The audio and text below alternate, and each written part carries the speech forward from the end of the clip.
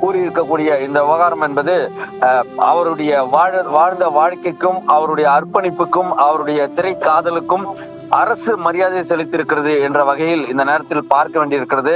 கிட்டத்தட்ட பல புது முகங்களையும் பல புது இயக்குநர்களையும் அறிமுகப்படுத்தியவர் பாரதி ராஜா. அதே போல மண் சார்ந்த படங்களை எடுத்து தமிழக மக்களிட ஒரு பெரும் ஒரு வரவேற்பு பெற்ற இயக்குனராக இருந்து மறைந்திருக்கிறார். இவரிடம் பயிற்சி பெற்ற பல இயக்குனர்கள் தான் இன்று திரைத்துறையில் சொலித்துக் கொண்டிருக்கிறார்கள். அந்த வகையில் இயக்குனர் இமயம் பாரதி ராஜாவிற்கு அரசு முழு மரியாதை செலுத்தப்படும் என்று தமிழ்நாடு அரசு அறிவித்திருக்கக்கூடியது மிக முக்கியமாக பார்க்க வேண்டியிருக்கிறது. ஒருவருடைய மறைவிற்கு அரசே முழு மரியாதை கொடுக்கிறது என்றால் அப்பொழுது நாம் தெரிந்து கொள்ளலாம் அவர் எவ்வளவு மிக முக்கியத்துவம் வாய்ந்த பணிகளை இச்சமூகத்திற்கு செய்திருக்கிறார், திரைத்துறைக்கு செய்திருக்கிறார் என்பதை பார்க்க வேண்டியிருக்கிறது. கருத்தம்மா திரைப்படம் மூலமாக சிசு கொலைகளை எல்லாம் செய்யக்கூடாது என்பதை போன்ற ஒரு மிக முக்கியமான கருத்துக்களை வெகுஜன மக்களுக்கு கொண்டு சேர்த்தவர் பாரதி ராஜா. கருத்தம்மா என்பது பாரதி ராஜாவுடைய தாயாருடைய பெயர்.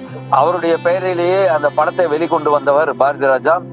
அதன் பிறகாக தான் தமிழ்நாட்டில் இந்த சிசு கொலை, இந்த பிறந்தவுடன் பெண் குழந்தைகளை தொடர்ச்சியாக பெண் பிறந்து விட்டால் என்று கொல்லக்கூடிய பழக்கம் என்பது தமிழகத்தில் எல்லாம் இருந்திருக்கிறது முன்பொரு காலகட்டங்களில். அதனை முற்றிலுமாக ஒழிக்க வேண்டும் என்று தொடர் முயற்சிகள் எல்லாம் எடுக்கப்பட்டு வந்த காலகட்டங்களில் திரைமொழியில் வெகுஜன மக்களுக்கு சென்றடைய வேண்டும் என்பதற்காக கருத்தம்மா திரைப்படம் மூலமாக வெகுஜன மக்களுக்கு கொண்டு சேர்த்தவர் இயக்குனர் இமயம் பாரதி ராஜா. அவருக்கு இயக்குனர் இமயம் என்று பெயர் வழங்கப்பட்டதே இதன் காரணமாக தான். ஆகவே இயக்குனர் இமயம் பாரதி ராஜா என்றால் தமிழ் திரையுலகம் மட்டுமல்ல இந்திய திரையுலகத்திற்கே தெரியக்கூடிய ஒரு வகையில் இருந்து மறைந்திருக்கிறார் பாரதி ராஜா. ஆகவே பாரதி ராஜா என்றாலே எண்ணினிய தமிழ் மக்களே என்று அந்த இரண்டு கைகளை கூப்பியவாறு அந்த அவருடைய குரலில் வரக்கூடிய அந்த வசனத்தின் மூலமாக தான் வெகுஜன மக்களுக்கு சென்றடைந்தார்.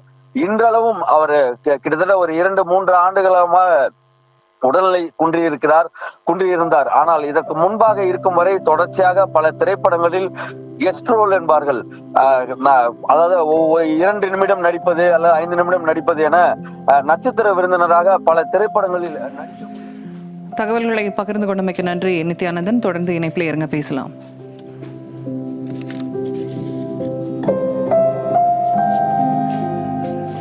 இயக்குனர் பாரதி ராஜாவிற்கு அஞ்சலி செலுத்தும் வகையில் அவரது இறுதி பயணத்திற்கு முழு அரசு மரியாதை வழங்கப்படும் என்று முதலமைச்சர் தெரிவித்திருக்கிறார். தற்போது அவரது உடலுக்கு திமுக தலைவர் ஸ்டாலின் அஞ்சலி செலுத்தும் காட்சிகளை தற்போது நாம் பார்த்து வருகிறோம்.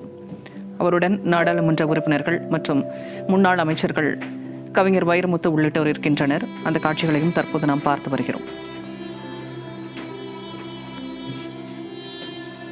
கடந்த சில வருடங்களாக படங்களில் நடித்து வந்த இயக்குனர் இமயம் பாரதி ராஜா தனது மகன் மறைவுக்கு பிறகு முடங்கி போயிருந்தார்.